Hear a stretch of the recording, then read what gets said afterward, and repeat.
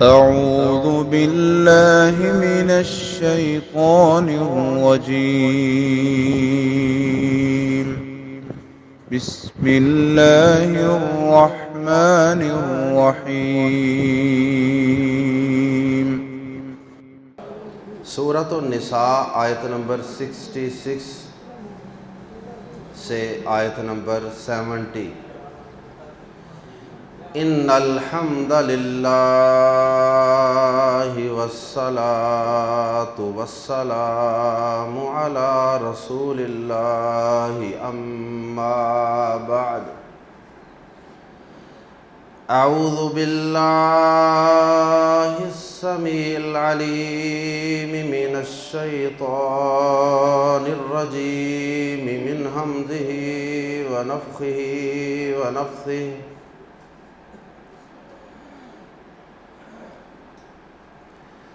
وَلَوْ أَنَّا كَتَبْنَا عَلَيْهِمْ أَنِ اقْتُلُوا أَنفُسَكُمْ أَوِ اخْرُجُوا مِنْ دِيَارِكُمْ مَا فَعَلُوهُ إِلَّا قَلِيلٌ مِّنْهُمْ وَلَوْ أَنَّهُمْ فَعَلُوا مَا يُوعَظُونَ بِهِ لَكَانَ خَيْرًا لَهُمْ وَأَشَدَّ تَثْبِيتًا وَإِذًا لَّآتَيْنَاهُم مِّن لَّدُنَّا أَجْرًا عَظِيمًا وَلَهَدَيْنَاهُمْ صِرَاطًا مُّسْتَقِيمًا۔ وَمَن يُطِعِ اللَّهَ وَالرَّسُولَ فَأُولَٰئِكَ مَعَ الَّذِينَ أَنْعَمَ اللَّهُ عَلَيْهِم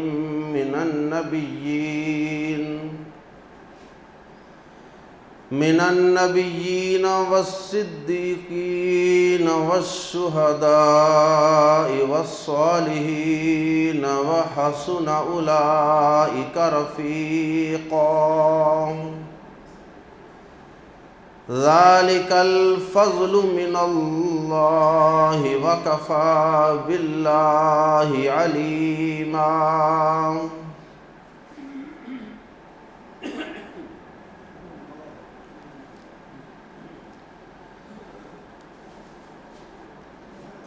ابتدا میں منافقین کا تذکرہ ہے۔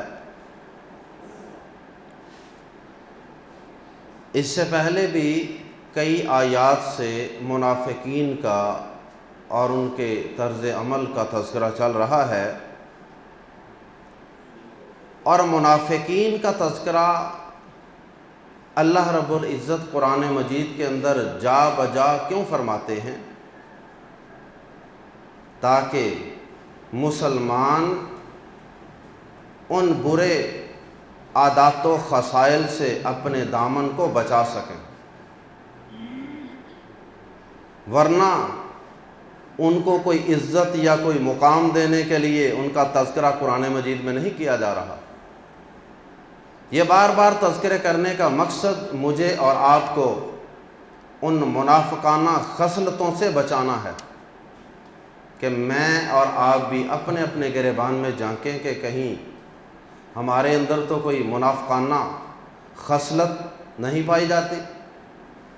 اللہ ہم سب کو منافقین کی خصائل سے اور ان کی بری عادات سے محفوظ فرمائے۔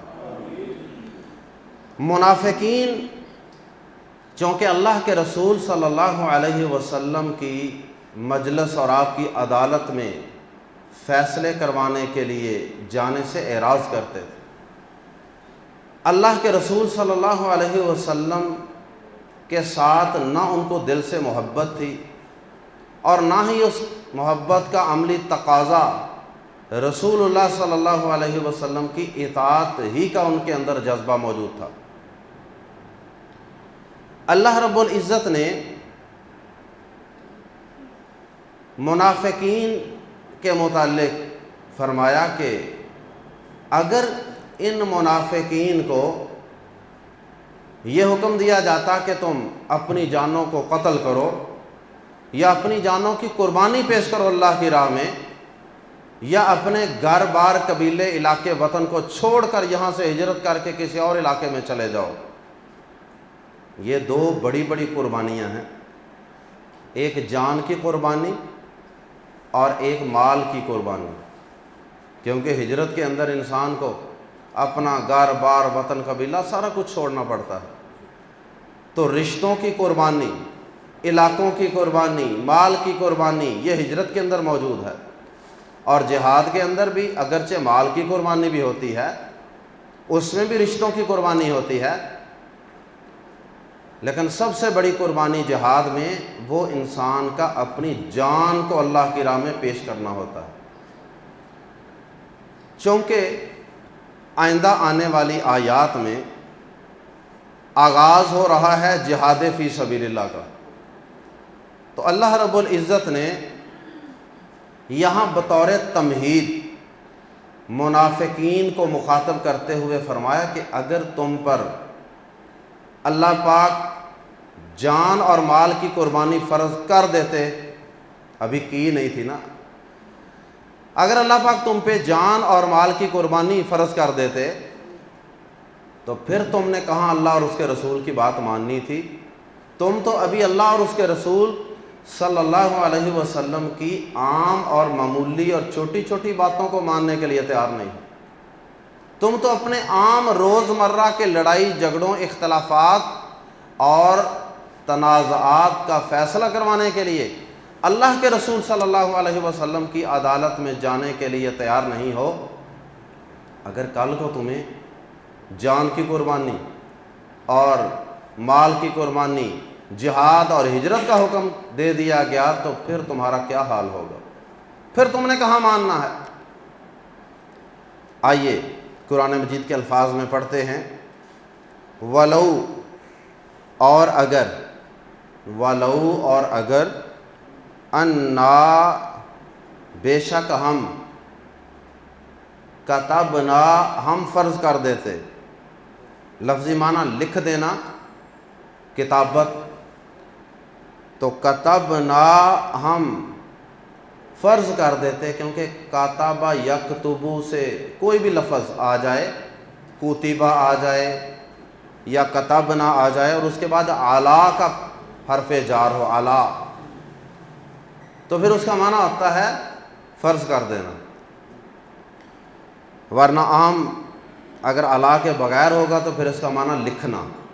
وَلَوْ اور اگر، انا بلا شبہ ہم، کتبنا ہم لکھ دیتے یا ہم فرض کر دیتے، علیہم ان پر، منافقین پر یا مسلمانوں پر، کیونکہ مسلمانوں کے اندر ہی منافقین بھی تھے، لیکن بطور خاص یہاں تذکرہ منافقین کا ہے۔ اور اگر ہم بلا شبہ ان پر فرض کر دیتے، واجب کر دیتے، ان کے، اقتلو قتل کرو، ان کے اور آگے ملانے کے لیے نون کے نیچے زیر لگائی گئی ہے، ان قتلو کہ تم قتل کرو، انفسکم اپنے آپ کو، اپنے آپ کو قتل کرو، اپنی جانوں کو قتل کرو، اپنے آپ کو قتل کرو یا ایک دوسرے کو قتل کرو۔ یہ جان کی قربانی تم سے مانگ لی جاتی کہ چلو شروع ہو جاؤ، آپس میں ایک دوسرے کو قتل کرو، یا اس کا معنی یہ بھی ہو سکتا ہے جس طرح نبی صلی اللہ علیہ وسلم نے فرمایا کہ کوئی شخص اپنے والدین کو گالی نہ دے۔ صحابہ نے پوچھا کہ اپنے والدین کو کون بدبخت گالی دیتا ہے؟ فرمایا کہ جب تم کسی دوسرے کے والدین کو گالی دیتے ہو تو جواب میں تمہارے والدین کو بھی گالی پڑتی ہے نا، گویا کہ تم خود سبب بنے اپنے والدین کو گالی دلوانے کا۔ تو اسی طرح اگر ہم، بالکل اسی طرح اگر ہم کافر کو، دشمن کو قتل کریں گے تو وہ جواب میں ہمیں قتل کرے گا، گویا کہ ہم اپنے آپ کو قتل کروانے کا خود سبب بنے میدان جہاد میں جا کے، یہ بھی اس کا معنی ہو سکتا ہے۔ ان اقتلوا انفسکم، کہ تم قتل کرو اپنے آپ کو، او اخرجوا اصل میں تھا او یا، واؤ کے نیچے زیر لگائی گئی آگے ملانے کے لیے، او یا اخرجو نکلو، ملا کے پڑھیں گے او اخرجو، یا نکلو من دیارکم اپنے گھروں سے، دار ان کی جمع دیار، من دیارکم اپنے گھروں سے، اپنی بستیوں سے، اپنے علاقوں سے، اپنے وطن سے۔ اگر تم سے یہ دو تقاضے کیے جاتے، یہ اللہ پاک نے ان کو اپنا ایک ٹیسٹ کرنے کا طریقہ بتایا کہ تم اپنے ایمان کو پرکھ لو خود ہی، اگر بالفرض تمہیں یہ دو کام کہے جاتے تو کیا تم یہ کام کرنے کے لیے تیار ہوتے؟ ان کے متعلق تو ہم سر ہلا رہے ہیں، میں اور آپ ایک منٹ کے لیے اپنے متعلق غور کریں کہ اگر ہمیں اللہ اور اس کے رسول صلی اللہ علیہ وسلم یہ حکم دے دیں، کیا ہم اس کے لیے تیار؟ اللہ اکبر۔ ما نا فعلوا وہ کرتے، ہو اسے، ما فعلوا نہ وہ کرتے، ہو یہ کام، اسے یا ایسا، ما فعلوہ تو وہ ایسا نہ کرتے، الا مگر قلیل بہت تھوڑے، منہم ان میں سے بہت تھوڑے لوگ تھے جو یہ کام کرنے کے لیے تیار ہوتے، ورنہ انہوں نے یہ کام کوئی نہیں کرنا تھا۔ اللہ اکبر۔ جو شخص اپنی شکل، اپنی حجامت، اپنا لباس اور اپنی عبادت، اپنی غمی، اپنی خوشی، اپنی شادی، اپنا بیاہ، یہ چیزیں اللہ کے رسول صلی اللہ علیہ وسلم کے بتائے ہوئے طریقوں کے مطابق کرنے کو تیار نہیں ہے، وہ شخص اتنی بڑی قربانی کہاں دے گا؟ تو انشاءاللہ تو آپ کہہ رہے ہیں، لیکن یہ ایک اچھا طریقہ ہے، یہ ایک اچھی کسوٹی اور کرائیٹیریا ہے اپنے آپ کو جانچنے کا، کہ اگر میں ان چھوٹی چھوٹی چیزوں کے اندر اللہ کے رسول صلی اللہ علیہ وسلم کی بات ماننے کے لیے تیار نہیں، تو پھر میں نے جان کی قربانی دینے کے لیے اور وطن کی قربانی، مال کی قربانی دینے کے لیے کہاں تیار ہونا تھا؟ اللہ اکبر۔ ایک آدمی کا واقعہ میں نے پڑھا تھا، اس آدمی سے میری ملاقات بھی ہے۔ اس آدمی کا ایک واقعہ کسی میگزین میں آیا تھا، اس کا بیٹا شہید ہو گیا۔ تو جب بیٹا شہید ہوا تو باپ کے اوپر اس کی شہادت کا بڑا اثر ہوا، باپ دین کی طرف پلٹ آیا۔ اب اس کی بڑی فیکٹریاں تھیں، بڑے سلسلے تھے، سودی کاروبار تھے، اس نے وہ سارا کچھ چھوڑ دیا، سارا کچھ چھوڑ دیا اللہ کی رضا کے لیے۔ داڑھی پہلے نہیں تھی، داڑھی بھی رکھ لی۔ اب وہ علماء کے پاس اٹھنا بیٹھنا شروع ہو گیا۔ کہنے لگا کہ ایک عالم سے کہنے لگا کہ میں نے زندگی ضائع کر دی ہے، مجھے زندگی کی سمجھ اب آئی ہے، آپ مجھے کوئی بڑا کام بتائیں، میں اللہ کے دین کی کوئی خدمت کرنا چاہتا ہوں اپنی زندگی میں۔ کسی نے کوئی کام بتایا، کسی نے کوئی کام بتایا، مشورے علماء نے دیے جن سے اس کا اٹھنا بیٹھنا تھا۔ وہ کہنے لگا کہ نہیں، یہ آپ کو چھوٹے چھوٹے کام بتاتے ہیں۔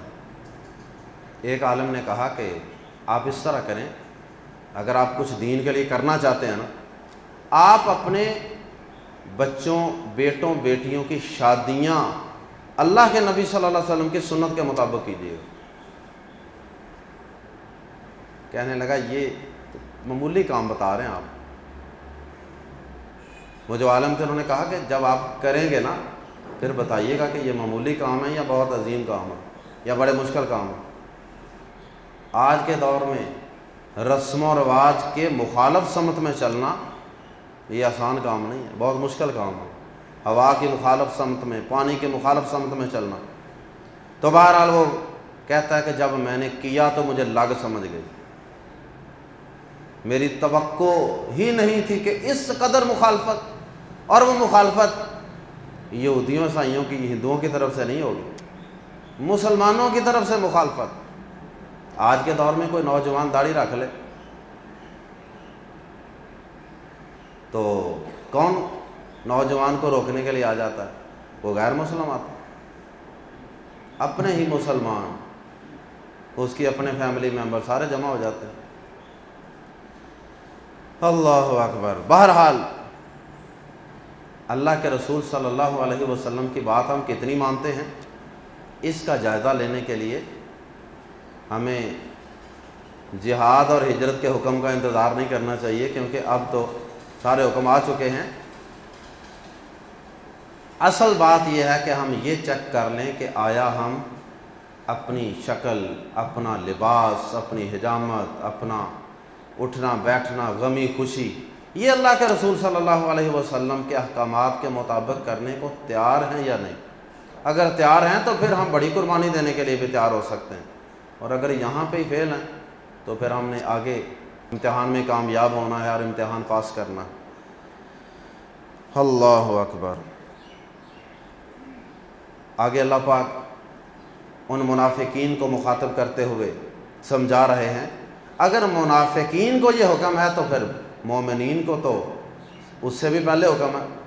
وَلَوْ، اور اگر، اَنَّهُمْ، واقعی وہ، انا کا معنی بے شک یا بلا شبہ یا واقعی، وَلَوْ أَنَّهُمْ، اور اگر وہ واقعی، فَعَلُوا، کرتے، عمل کرتے، ما، جو، اس پر عمل کرتے، ما، جو، یوعظون، جو نصیحت کی جاتی ہے، بھی، اس کی یا جس کی، اور اگر وہ واقعی ایسا کرتے جیسا یا جس کی انہیں نصیحت کی جاتی ہے، اور بھی تو کاموں کی نصیحت کی جا رہی تھی نا، تو اللہ پاک فرماتے ہیں کہ اگر وہ کام یہ کر لیتے نا جن کا ان کو حکم دیا گیا ہے، جہاد اور ہجرت تو بڑی دور کی بات، جن کاموں کا انہیں حکم دیا جا رہا ہے یہ اگر وہ کام کر لیتے،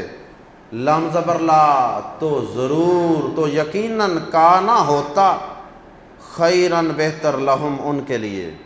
اب یہاں سے اللہ اور اس کے رسول صلی اللہ علیہ وسلم کی اطاعت کے فوائد بیان کیے جا رہے ہیں۔ اگر اللہ اور اس کے رسول کی اطاعت کر لیتے تو ان کے حق میں بہتر ہوتا۔ وَأَشَدَّ، اور زیادہ ہوتا، شدید کا معنی سخت یا زیادہ، تثبیتا، ثابت قدم رکھنے والا، وَأَشَدَّ تثبیتا، اور زیادہ ثابت قدم رکھنے والا ہوتا۔ یعنی اگر یہ اللہ اور اس کے رسول صلی اللہ علیہ وسلم کی اطاعت کرتے تو یہ ان کی دین پر، ایمان پر ثابت قدمی کا ذریعہ بن جاتا۔ تو اللہ کے رسول صلی اللہ علیہ وسلم کی اطاعت سے انسان میں ثابت قدمی پیدا ہوتی ہے، ورنہ اس کے تھڑک جانے کے، گمراہ ہو جانے کے بہت زیادہ امکانات ہوتے ہیں۔ وَإِذًا، اور تب یا اس وقت، لم زبر لا، یقیناً، آتینا، ہم دیتے، ہم، انہیں، وَإِذًا لَآتَيْنَاهُمْ، اور اس وقت یعنی جب یہ اطاعت کر لیتے تو اس وقت ہم دیتے انہیں، من لدنا، اپنے پاس سے، لدیا، میرے پاس سے، واحد کے لیے، اور لدنا جمع کے لیے، من لدنا، اپنے پاس سے، اجرن عظیما، بہت بڑا اجر، اور اس وقت ہم یقیناً انہیں اپنے پاس سے بہت بڑا اجر دیتے۔ پہلا یہ ہے کہ یہ ان کے لیے بہتر ہوتا، دوسرا یہ ہے کہ یہ ان کے لیے ثابت قدمی کا ذریعہ ہوتا، اور تیسرا یہ ہے کہ ہم انہیں اپنے پاس سے بہت بڑا اجر عطا فرماتے۔ وَلَا ہَدَيْنَا، واو اور لام زبر لا، ضرور یا یقیناً ہدینا ہم چلاتے، ہدایت دینا یا چلانا، اور ہم ضرور چلاتے ہم انہیں صراطم مستقیما، سیدھی راہ پر، ہم انہیں سیدھی راہ پر چلا دیتے، صراط مستقیم پہ چلا دیتے۔ تو یہ چوتھا فائدہ ہو گیا اللہ اور اس کے رسول صلی اللہ علیہ وسلم کی بات مان کے زندگی گزارنے کا، کہ انسان کو اس سے صراط مستقیم نصیب ہو جاتا ہے۔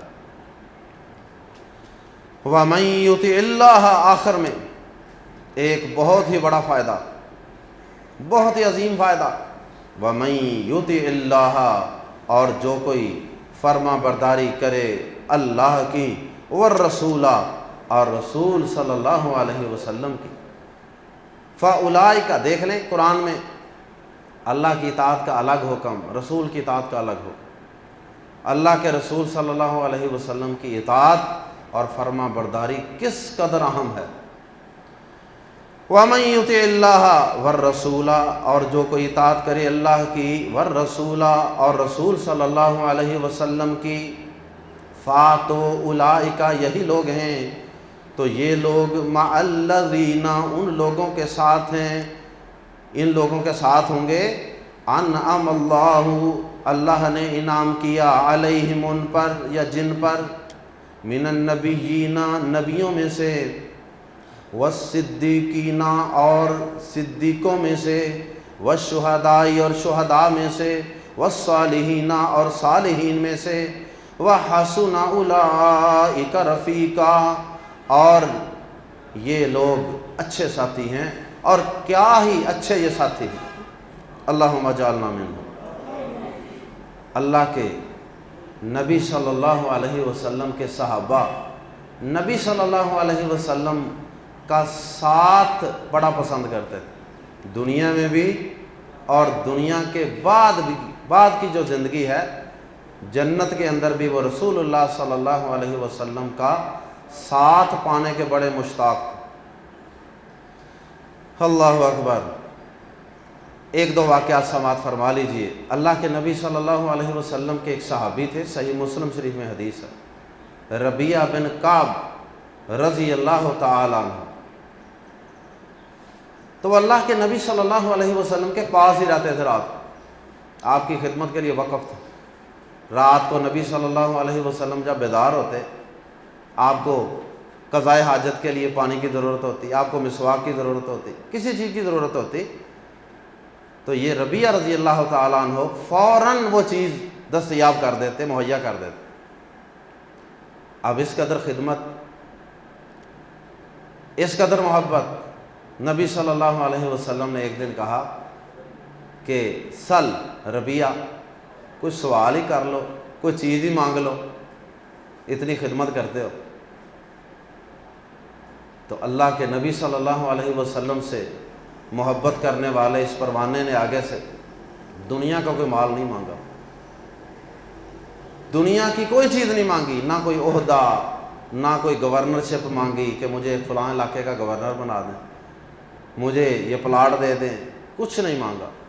فرمایا اللہ کے نبی، حیرت ہے ان لوگوں پہ، کیا ایمان تھا کہ جواب اس کا مطلب ہے کہ پہلے سے ذہن میں موجود تھا، سوچنے کی ضرورت نہیں پڑی، ورنہ اچانک سوال کر دیا جائے تو بعض اوقات انسان کو سمجھ نہیں آتا۔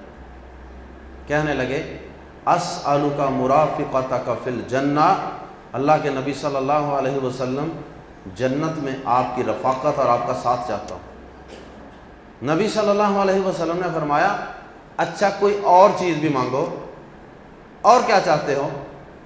کہنے لگے وہ جو اور ہے نا وہ بھی یہی ہے، دوبارہ بھی یہی چیز۔ اللہ کے نبی صلی اللہ علیہ وسلم نے فرمایا اچھا پھر اپنے اس کام میں اپنی اس خواہش کو پوری کرنے کے لیے تم کثرت نوافل کے ساتھ میری مدد کرو۔ کیا مطلب؟ کہ میں اللہ سے دعا کروں گا لیکن تم نوافل بہت زیادہ پڑھو تاکہ تم جنت کے اندر تمہیں میرا ساتھ مل سکے۔ میں اللہ سے دعا کروں گا لیکن تم بھی کوئی ہاتھ پاؤں مارو نا۔ فرض نمازیں تو چھوڑنے کا ان کا سوال ہی پیدا نہیں نہ ہوتا تھا، تو فرمایا کہ کثرت سجود، کثرت نوافل کے ساتھ میری مدد کرو۔ اللہ اکبر۔ صحیح بخاری میں انس رضی اللہ تعالیٰ عنہ روایت کرتے ہیں، کہتے ہیں کہ ایک آدمی آیا، اللہ کے نبی صلی اللہ علیہ وسلم آپ اس شخص کے بارے میں کیا کہتے ہیں کہ جو کچھ لوگوں سے محبت کرتا ہے بڑی شدید، لیکن وہ ان جیسے اعمال نہیں کر پایا، نیکی اور عمل کے لحاظ سے ان کے مقام کو نہیں وہ پہنچ سکا، لیکن ان سے محبت بڑی ہے اس کو۔ یہ نہیں کہا کہ وہ بے نماز ہے، وہ روزے بھی نہیں رکھتا، وہ سگریٹیں پیتا ہے، نہیں، بنیادی عبادات کو چھوڑنے کا، بنیادی فرائض کو ترک کرنے کا تو تصور ہی نہیں تھا نا ان میں۔ مراد یہ تھی کہ نفلی روزے، نفلی عبادت، نفلی صدقہ و خیرات، تو ان جیسے اس کے اعمال تو نہیں ہیں، لیکن وہ کچھ لوگوں سے محبت کرتا ہے، اس کے بارے میں آپ کا کیا خیال ہے؟ نبی صلی اللہ علیہ وسلم نے فرمایا کہ المرء مع من احب، کہ آدمی کل قیامت کے دن جنت کے اندر اسی کے ساتھ ہوگا جس کے ساتھ وہ محبت کرتا ہے۔ انس رضی اللہ تعالی عنہ فرماتے ہیں کہ ہمیں کسی حدیث سے اتنی خوشی نہیں ہوئی جتنی حدیث، یہ والی حدیث سن کے ہمیں خوشی ہوتی تھی، کہ اتنی بڑی خوشخبری، اتنی بڑی فضیلت، کہ جنت کے اندر اس محبت کی وجہ سے، اس خلوص کی وجہ سے، نبی صلی اللہ علیہ وسلم کے ساتھ سچی محبت کی وجہ سے، اگر انسان کے اعمال اس درجے کے نہیں بھی ہیں تو اللہ پاک اپنی رحمت سے ان کا ساتھ نصیب فرما دے گا۔ اللہ۔ اور انس رضی اللہ تعالیٰ عنہ پھر خود بھی کہا کرتے تھے کہ میں اللہ کے رسول صلی اللہ علیہ وسلم اور ابو بکر و عمر رضی اللہ عنہما سے محبت کرتا ہوں، اگرچہ میں ان جیسے اعمال نہیں کر سکا، مجھے امید ہے کہ اللہ پاک مجھے ان کا ساتھ نصیب فرمائیں گے۔ اللہ ہمیں بھی ان نیک لوگوں کا، انبیاء کرام کا ساتھ نصیب فرمائے۔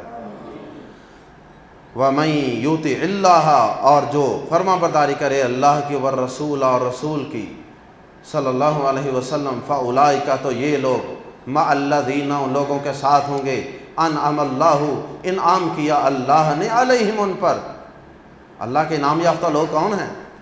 ہر نماز کی ہر رکعت میں سورۃ الفاتحہ میں ہم پڑھتے ہیں صراط الذین اہدنا الصراط المستقیم، یا اللہ سیدھا رستہ دکھا دے، وہ بھی اللہ نے کہہ دیا ہے وَلَهَدَيْنَاهُمْ صِرَاطًا مُسْتَقِيمًا، ہم ان کو سیدھی راہ دکھا دیں۔ اور پھر ہم کہتے ہیں صراط الذین انعمت علیہم، یا اللہ جن پر تیرا انعام ہوا ہے نا ان کا رستہ دکھا دے۔ تو اللہ پاک نے جواب دے دیا اس کا، کیا ہو میں تمہیں بتاتا ہوں، اگر ان کا رستہ چاہتے ہو بلکہ ان کا ساتھ چاہتے ہو۔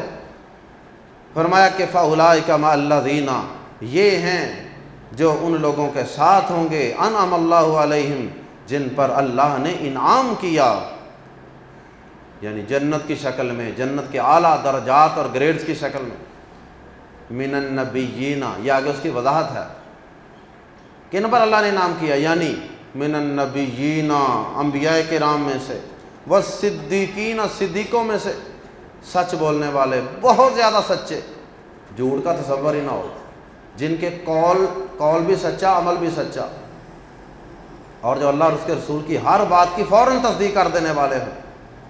اور امت کا اتفاق ہے کہ سب سے پہلے اس امت کے صدیق وہ جناب ابو بکر رضی اللہ تعالیٰ عنہ ہیں، جنہوں نے ہر موقع پہ نبی پاک صلی اللہ علیہ وسلم کی تصدیق فرما دی۔ والشہداء، اور شہداء گواہ کو بھی کہتے ہیں، امت محمد بھی گواہ ہوگی قیامت کے دن، اور شہداء وہ بھی ہوتے ہیں جو اپنی جان تک کو اللہ کی راہ میں لٹا دیتے ہیں، جن کا خون کا قطرہ بعد میں گرتا ہے اور گناہ پہلے معاف ہو جاتے ہیں، اور ان کے لیے اور بھی بہت سے انعامات ہیں۔ ان شہداء کے لیے اللہ پاک نے صحیح بخاری کی حدیث کے مطابق جنت میں صرف اور صرف 100 درجہ اللہ نے صرف ان کے لیے تیار کیا ہو، 100 گریڈ ان شہداء کا ساتھ، والصالحین، اور صالحین کے ساتھ، دیگر صالحین نیک لوگ، وحسن، اور اچھے ہیں یا کیا ہی اچھے ہیں، اولئک، یہ، رفیقا، ساتھی، رفیق، ذالک الفضل، یہ 5واں فائدہ تھا اللہ اور اس کے رسول کی اطاعت کا، کہ جنت میں عظیم لوگوں کا ساتھ، اور آخری فائدہ ذالک الفضل، سادہ جملہ یوں تھا ذالک فضل من اللہ، سادہ جملہ یہ تھا ذالک فضل من اللہ، لیکن فضل کے ساتھ الف لام لگا کے ذالک الفضل من اللہ، یہی اللہ کی طرف سے خاص فضل ہے، یہی، یہ کی بجائے یہی یا یہی فضل ہے اللہ کی طرف سے، یا یہی اللہ کی طرف سے خاص فضل ہے۔ سونا سا خوبصورت سا مکان بنا کے اس کے اوپر لکھ دیتے ہیں کہ ھذا من فضل ربی، بس اسی کو ساری زندگی فضل سمجھتے رہتے ہیں کہ کارخانہ فیکٹری لگ جائے مکان بن جائے، بس یہ ہے اصل فضل اللہ کی طرف سے۔ وکفا، اور کافی ہے، باللہ اللہ، علیما، سب کچھ جاننے والا، اللہ سب کچھ جاننے کے لیے کافی ہے۔ مجھے آپ کو بتانے کی ضرورت نہیں ہے، کہ آپ کو مجھے بتانے کی ضرورت نہیں ہے کہ ہمیں اللہ کے رسول سے کتنی محبت ہے اور ہم اللہ کے رسول کی کتنی کو اطاعت کرتے ہیں۔ اللہ پاک ان ساری چیزوں کو جاننے کے لیے کافی ہے، اسے پتہ ہے کہ کون کتنی محبت کرتا ہے ان سے اور کتنی ان کی اطاعت کرتا ہے۔ اللہ ہم سب کو نبی صلی اللہ علیہ وسلم سے سچی محبت کرنے کی توفیق عطا فرمائے، اور زندگی کے ہر معاملے میں ان کو اپنا منصف اور حاکم اور فیصل ماننے کی توفیق عطا فرمائے۔ سبحانک اللہم و بحمدک اشہد ان لا الہ الا انت استغفرک و اتوب الیک۔